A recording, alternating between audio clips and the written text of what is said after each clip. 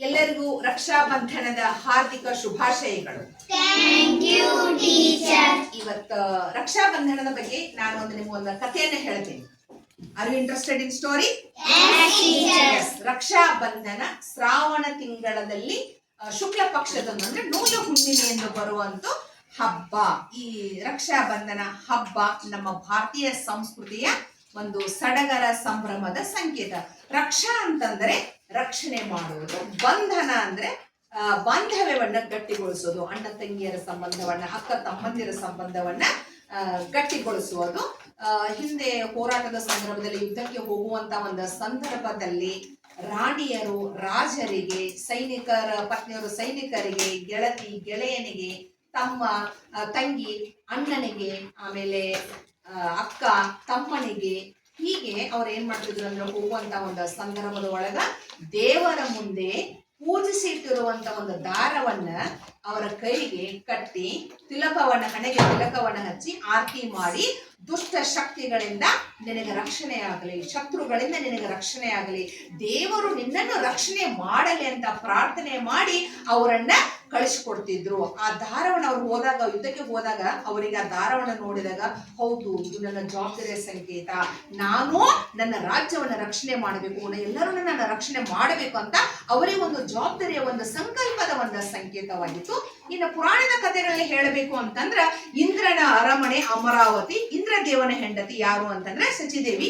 ಒಂದ್ಸಲ ರಾಕ್ಷಸರು ಇಂದ್ರನ ಅರಮನೆಗೆ ದಂಡೆತ್ತಿ ಬಂದಾಗ ಅವಾಗ ಇಂದ್ರನ ಹೆಂಡತಿ ಸಚಿದೇವಿ ಮಹಾವಿಷ್ಣುವಿನ ಹತ್ತಿರ ಹೋಗಿ, ಇಲ್ಲ ನನ್ನ ಗಂಡನ ರಕ್ಷಣೆ ಆಗಬೇಕು, ರಾಕ್ಷಸರು ಯುದ್ಧಕ್ಕೆ ಬಂದಾರ ಅಂತಂದಾಗ ಮಹಾವಿಷ್ಣು ಒಂದು ಹತ್ತಿದಾರವನ್ನು ಕೊಟ್ಟು ಇದರ ನಿನ್ನ ಗಂಡನ ಕೈಗೆ ಕಟ್ಟು ಅಂದಾಗ ಆಕೆ ಏನ್ ಮಾಡ್ತಾಳು, ಆ ಹತ್ತಿದಾರವನ್ನ ಇಂದ್ರನ ಕೈಗೆ ಕಟ್ತಾಳು. ಇಂದ್ರನ ಶಕ್ತಿ ಇಮ್ಮಡಿಯಾಗಿ ಆ ಯುದ್ಧದಲ್ಲಿ ಇಂದ್ರನು ಗೆಲ್ತಾನು, ರಾಕ್ಷಸರು ಸೋಲ್ತಾರೋ. ಇನ್ನೊಂದು ಹೇಳಬೇಕು ಅಂತಂದ್ರೆ ಪಾರ್ವತಿ ಶಿವನನ್ನ ಮದುವೆ ಆಗೋದಕ್ಕಿಂತ ಮುಂಚೆನೂ ಕೂಡ ಮಹಾವಿಷ್ಣುವಿನ ಹತ್ತಿರ ಹೋಗಿ ನನ್ನ ಕಷ್ಟ ಕಾಲದಲ್ಲಿ ನನಗೆ ಸಹಾಯ ಮಾಡು ಅಂದಾಗ ವಿಷ್ಣು ಹೇಳ್ತಾನು, ನನಗೆ ನಿನ್ನ ದಾರವನ್ನು ಕಟ್ಟಿ ನನ್ನ ಸಹೋದರನನ್ನಾಗಿ ನೀವು ಮಾಡ್ಕೊ ಅಂದಾಗ ಪಾರ್ವತಿ ದೇವಿಯು ಮಹಾವಿಷ್ಣುವಿನ ಕೈಗೆ ದಾರವನ್ನ ಕಟ್ಟಿರ್ತಾಳು. ಮುಂದೆ ನಿನ್ನ ಕಷ್ಟ ಕಾಲದಲ್ಲಿ ನಾನು ನಿನಗೆ ಸಹಾಯ ಮಾಡ್ತೀನಿ ಅಂತ ಹೇಳಿ ಆಶ್ವಾಸನೆಯನ್ನ ಕೊಡ್ತಾನೆ. ಇನ್ನ ದ್ವಾಪರ ಯುಗದಲ್ಲಿ ಹೇಳಬೇಕು ಅಂತಂದ್ರ ನಿಮಗ ಮಹಾಭಾರತ ಕಥೆ ಗೊತ್ತೈತಿ. ಪಾಂಡವರು ಎಷ್ಟು ಜನ? 5.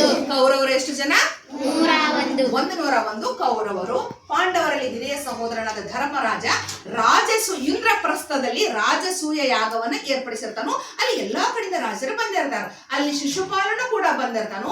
ಶಿಶುಪಾಲನ ತಾಯಿಗೆ ಶ್ರೀಕೃಷ್ಣ ಪರಮಾತ್ಮ ಹೇಳಿರ್ತಾನೆ ಏನಂತಂದ್ರೆ, ನಿನ್ನ ಮಗ ಶಿಶುಪಾಲನ 99 ತಪ್ಪವನ್ನ ಕ್ಷಮಿಸ್ತಾನೆ, 100ನೇ ತಪ್ಪನ್ನ ನಾನು ಮನ್ನಿಸುವುದಿಲ್ಲ ಅಂತ ಹೇಳ್ತಾನು.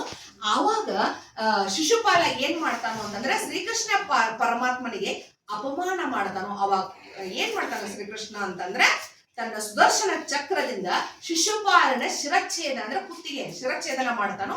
ಮಾಡಿದ ನಂತರ ಅದು ಸುದರ್ಶನ ಚಕ್ರ ಹಿಂದಿರುಗಿ ಬಂದು ಅಲ್ಲಿ ಕೂಡ್ಬೇಕಾದಂದ್ರೆ ಅವನ ಕೈಯಿಂದ ರಕ್ತ ಸುರಿತೈತಿ. ಅಲ್ಲೇ ಪಕ್ಕಕ್ಕೆ ದ್ರೌಪದಿ ನಿಂತಿರ್ತಾಳು. ಆ ರಕ್ತ ಸುರಿಯುವುದನ್ನು ನೋಡಿ ದ್ರೌಪದಿ ತನ್ನ ಸೆರಗನ್ನ ಹರಿದು ಕೃಷ್ಣನ ಮುಂಗೈಗೆ ಆಮೇಲೆ ಬೆರಳಿಗೆಲ್ಲ ಕಟ್ಟತಾಳು. ಆ ಕಟ್ಟಿದ್ದನ್ನ ಯಾವುದು ಅಂತಂದ್ರೆ ಶ್ರಾವಣದ ಶುಕ್ಲ ಪಕ್ಷ ನೂಲ ಹುಣ್ಣಿಮೆ ದಿನ ಅವಾಗ ಅದನ್ನ ಕಟ್ಟತಾಳು. ಮುಂದೆ ಪಾಂಡವರು ಕೌರವರ ಪಗಡಿ ಆಟದಲ್ಲಿ ದ್ರೌಪದಿಯನ್ನ ಪಾಂಡವರ ಪಗಡಿ ಆಟದಲ್ಲಿ ಪಣಕ್ಕಿಟ್ಟು ಪಣಕ್ಕಿಡ್ತಾರು. ಆಮೇಲೆ ಅವಳ ವಸ್ತ್ರಾಪಹರಣದ ಸಂದರ್ಭದಲ್ಲಿ ಕೃಷ್ಣ ಏನ್ ಮಾಡ್ತಾನೋ, ಸೀರೆಯನ್ನ ಅವಳಿಗೆ ಬಿಟ್ಟು ಅವಳ ಮಾನವನ್ನ ರಕ್ಷಣೆ ಮಾಡ್ತಾನೋ. ಇನ್ನ ಆಧುನಿಕ ಭಾರತದ ಒಂದು ಇತಿಹಾಸವನ್ನ ನೋಡ್ಬೇಕು ಅಂತಂದ್ರ ಯಾವುದು ಅಂತಂದ್ರ ಚಿತ್ತೂರಿನ ರಾಜ ಮಹಾರಾಣ ಸಿಂಗ್. ಅವನ ಹೆಂಡತಿ ಯಾರು ಅಂತಂದ್ರ ಕರ್ನಾವತಿ. ಒಂದ್ಸಲ ಚಿತ್ತೂರಿನ ರಾಜ ಮಹಾರಾಣ ಸಿಂಗ್ ಮರಣದ ನಂತರ ಬಹದ್ದೂರ್ ಶಾ ಅನ್ನುವಂತ ರಾಜ ಚಿತ್ತೂರಿನ ಮೇಲೆ ದಂಡೆತ್ತಿ ಬಂದಾಗ ಆ ಕರ್ನಾವತಿ ಏನ್ ಮಾಡ್ತಾಳು ಅಂತಂದ್ರ ಮೊಘಲರ ದೊರೆ ಹುಮಾಯೂನನಿಗೆ ರಾಖಿಯನ್ನ ಕಳಿಸಿ ನನಗೆ ನೀ ಸಹಾಯ ಮಾಡು ಅಂತ ರಾಖಿಯನ್ನ ಕಳಿಸಿರ್ತಾಳು. ಅವಾಗ ಏನ್ ಮಾಡ್ತಾಳು ಅಂತಂದ್ರ ಹುಮಾಯೂನ ತನ್ನ ಸೈನ್ಯವನ್ನ ಆ ಕರ್ನಾವತಿಗೆ ಚಿತ್ತೂರಿಗೆ ತನ್ನ ಸೈನ್ಯವನ್ನ ಕಳಿಸ್ತಾನು. ಆ ಸೈನ್ಯ ಬರುದ್ರೊಳಗಾಗಿನ ಆಕಿ ಏನ್ ಮಾಡಿರ್ತಾಳು ಕರ್ನಾವತಿ ತನ್ನ ಬಳಗದ ಜೊತೆ ಜೋಹರ ಅರ್ಪಣೆ ಶರಣಾಗತಿಗಿರ್ತಾಳೆ. ಜೋಹರ್ ಅಂತಂದ್ರೆ ಬೆಂಕಿಯಲ್ಲಿ ಸಾಮೂಹಿಕವಾಗಿ ಬಲಿಯಾಗುವುದು.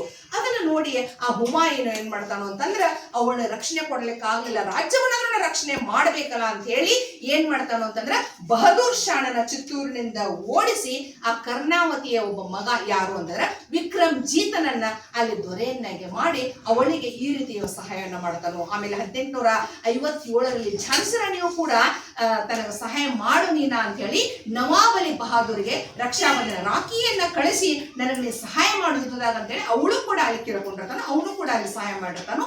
ಆಮೇಲೆ ಇನ್ನು 1905 ಒಳಗ ನಮ್ಮ ರಾಷ್ಟ್ರಗೀತೆಯನ್ನು ಬರೆದಂತ ರವೀಂದ್ರನಾಥ್ ಠಾಗೋರ್ ಅವರು 1905 ಒಳಗ ಬಂಗಾಳದ ವಿಭಜನೆ ಆದಾಗ ಹಿಂದೂ ಮತ್ತು ಮುಸ್ಲಿಮರ ನಡುವೆ ಒಗ್ಗಟ್ಟನ್ನು ಕೂಡಿಸಲು, ಸಹಕಾರ ಬೆಳೆಸಲು, ಸಹೋದರತೆಯನ್ನು ಬೆಳೆಸಲು ಕೂಡ ಅವರು ಸಾಮೂಹಿಕವಾಗಿ ರಕ್ಷಾ ಬಂಧನದ ಕರೆಯನ್ನು ಕೊಟ್ಟಿರ್ತಾರೆ. ಇದು ರಕ್ಷಾ ಬಂಧನದ ಇತಿಹಾಸ.